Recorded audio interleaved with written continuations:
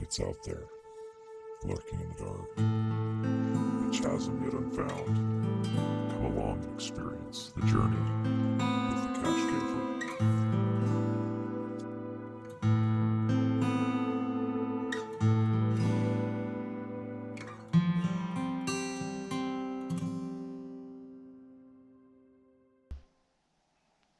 Hello, this is Brian Dickey, Cache Caver. I'm here today to introduce one of my cave searching projects. It comes from a book called A Brief History of Three Canyons by Lawrence Cantwell. It's a locally published book that came out in the 1970s. Ran across this from a friend.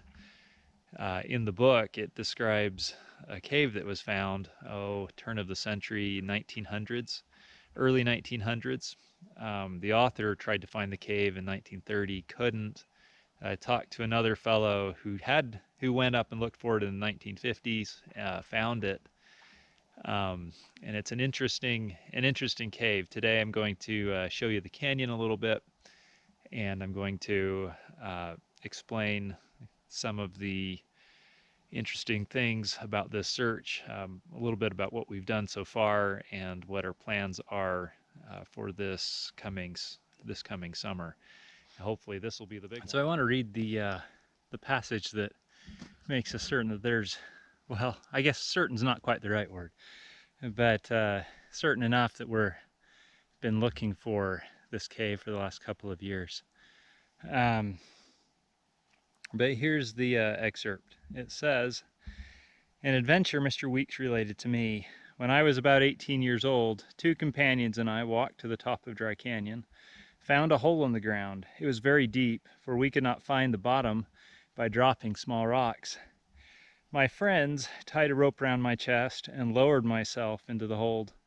I went down about 10 feet and pried a piece of ore from the side of the gully. My friends pulled me to the surface and we examined the ore. It was very heavy and shiny. The ore sample was never assayed, but used to prop the door open in the home. The hole in the ground was forgotten for many years, and in 1930, this writer spent one day looking for the hole and found no success. In 1950, Martin and Claire Haslam looked for it and found it. It is on the coal of Flat Top." So a couple of things that are interesting. Obviously, the thing that's most interesting to me is that the hole is described as deep and big enough that a person was able to be lowered into it. Some of the other things I think are interesting. The idea that there's metal ore in the cave is a bit surprising to me. I'm a little skeptical of that. I also think that it's interesting that, the author himself wasn't able to find it in the 30s, but later it was found in the 50s. Let's see. The name of the fellow was Martin Claire Haslam. I did a little bit of an internet search on him, and I think he might still be alive. And since I live in the area, I may try to look him up and see if I can get a little bit of help or a little bit of an idea of where this cave is located. In the description, it says it's on the col of Flat Top. So a col is an area between peaks, the lowest point between peaks. And we've looked partially on the col and up on the flanks of Flat Top and around the sides and all over with no success. And I think there is still an area of the coal we haven't searched. So we've searched, at least I've searched on the Dry Canyon side. Now just up and over Dry Canyon, there's another canyon called Birch Creek. And I have a friend, Scott Anderson, who has done a lot of searching on that side, at least on the flanks of Flat Top. Now further to the south, that hasn't been looked at yet, but that's interesting because further down in the canyon, there's certainly a spring and some rocks that are very karst-like. The spring I'm talking about is in a very karsty sort of rocks and just kind of wells out of the rock directly. So I'm thinking that so there's definitely potential, um, and I think that we just haven't looked in the right spot yet, but and maybe even been a little bit distracted with looking on Flat Top itself. So let's continue up the canyon.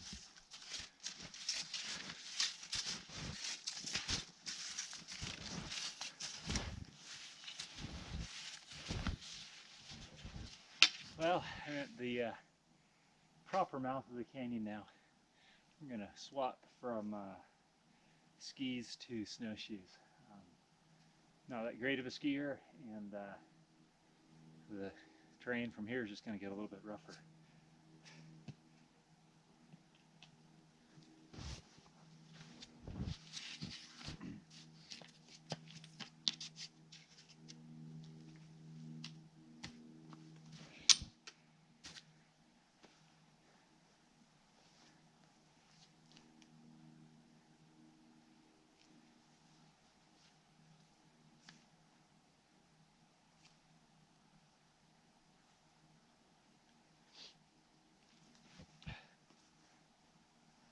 So one of the other reasons I think that this there's really a lot of potential for a big cave up here is the geological formations that are up in the canyon.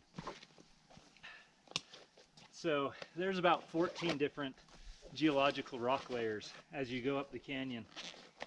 Today we're not going to get to the most interesting ones, but they're there. So in this area, there's an area called Tony Grove, and in Utah, and really in the entire western United States, this is an area that's pretty much the mecca of caves. There's 100 known documented caves at least in that area, and there's probably more.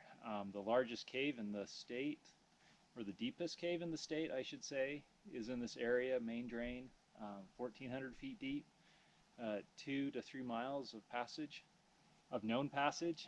It's not fully explored yet. There are certainly places that need more exploration. And several other large caves in the area. What's interesting is that in that area we have many of the similar, in fact even many of the same rock layers. So as we move up the canyon, we come to a formation called the Red Ledges. That formation is Swan Peak, and it's a quartzite rock. What's interesting about this rock is that well, there's more than one thing interesting about the rock. One is that quartzite is usually a metamorphic rock. In this case, it's actually sedimentary.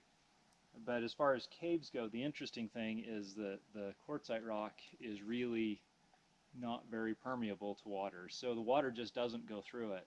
And so it builds this layer in the rock beds where the water can't continue down through, and gives a channel for the water to gather together and the potential to form large caves just above that layer. Now above the Swan Peak layer you have the Fish Haven layer, which is a limestone and dolomite layer, so soluble for water, and potentially forms caves. And then the layer above it, the Lake Town layer, is also dolomite. And then there's 2 more layers. So the Fish Haven and the Lake Town are the main formations in the Tony Grove area that have so many of the caves in them.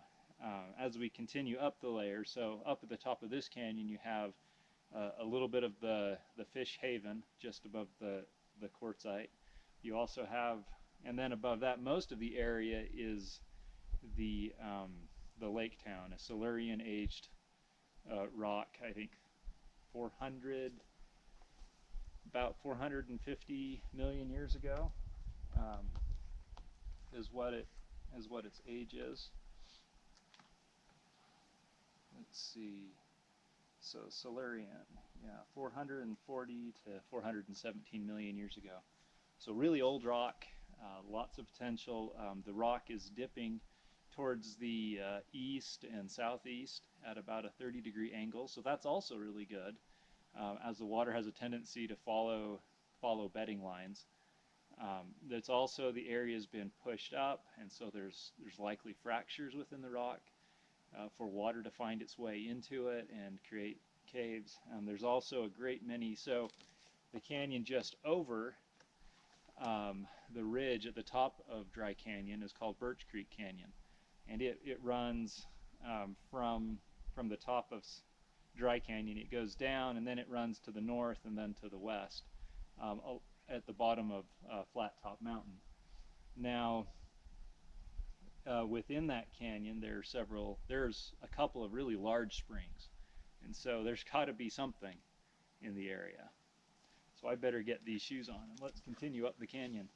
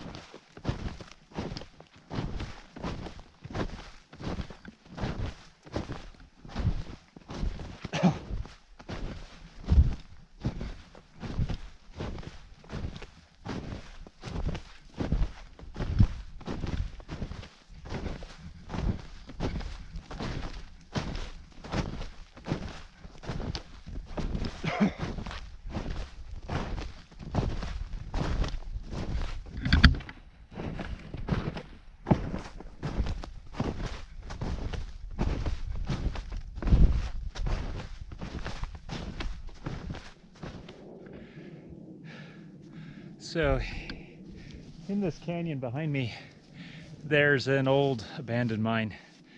And I've hiked up to it before, and took a metal detector out and around in the tailings pile.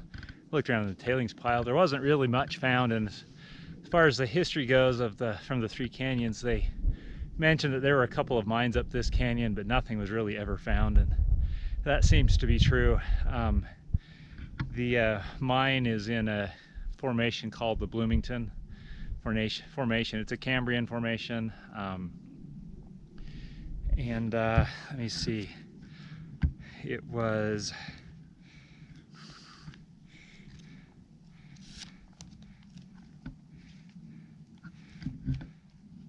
well, it doesn't look like I brought that information about what kind of rock it was. I believe it's kind of a quartzite, and parts of it are quartzite and parts of it are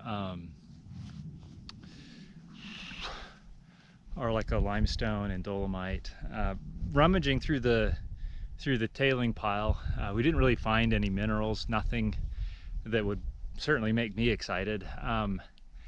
But we did find, with the metal detector, we found some old railroad tie spikes and a couple of tools that had been left there for who knows how long, 100 years. Found the entrance of the mine, which I believe you couldn't get into it. There was actually, if I remember right, there were some railroad tracks that went in, but a long time ago, I think they used explosives to close off the entrance of the mine to keep people out of it.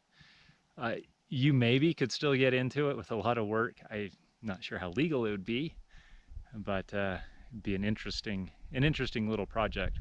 Anyway, I bring up the mine because of the mention of the cave with there being ore in it, and so I did a little bit of research of the larger known mines, the mines that actually had minerals in them, to kind of see where they lied, where they were in the geological sense, and almost all of the mines are in this Bloomington Cambrian formation. None of them were up in the formations in the Lake Town or the Water Canyon or the Hiram Dolomites or the Fish Haven. I think I've heard rumors that the Swan Peak formation had traces of gold in it, but nothing big. So the question is I just wonder how credible this account is with finding a big hunk of metal or minerals. The only minerals that I found, so the other mines in the area, there's one up near, kind of near the Tony Grove area, called Amazon Mine. I believe they found galena, lead, mostly lead with a little bit of silver impurities in it. That mine was active for a decade or so, 400 or 500 feet of passage, several test mines in the area. They never really found enough to make it profitable. Probably the most profitable mine was in the Blacksmith Fork, left-hand fork area called the Lucky Star Mine. I've rummaged through those tailings, and you definitely find copper. So you'll find malachite and azurite, beautiful blue and green crystals, or not so much crystals, but really brilliant colors. The tailings are really dark in color. They look like they maybe have a lot of iron in them. And there's also a lot of matrices of quartz crystals in the tailings. So I imagine that there was possibility of chunks of metal there.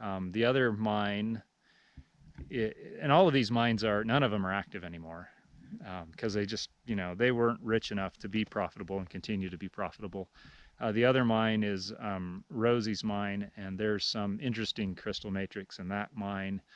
I haven't really looked through the tailing piles there, though close to that place, there I did find some minerals that were heavy and kind of shiny, though they were more of a black color than I don't know if I'd call them shiny as in like a mirror shiny, because they were kind of a black color with a luster to it and lots of little facets.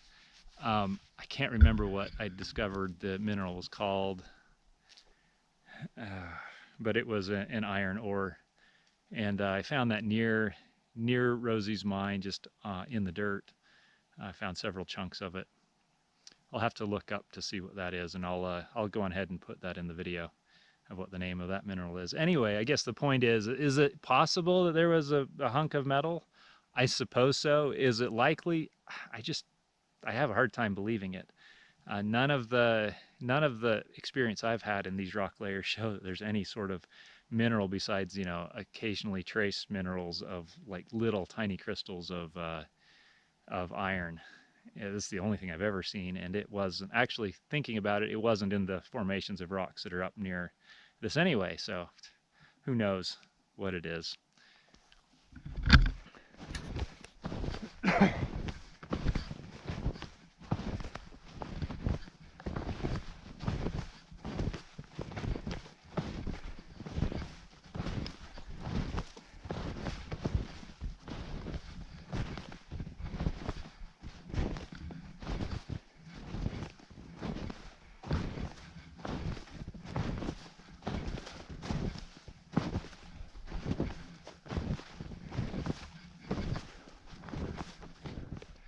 This is as far up the canyon as I'm going to go. There's just too much of an avalanche danger up higher. There's places in the canyon where I've seen an avalanche almost every year make it all the way down to the trail. One that's covering the trail in 5 to 10 feet of snow that usually melts off sometime in end of May to June. So I'm going to stop here and head back.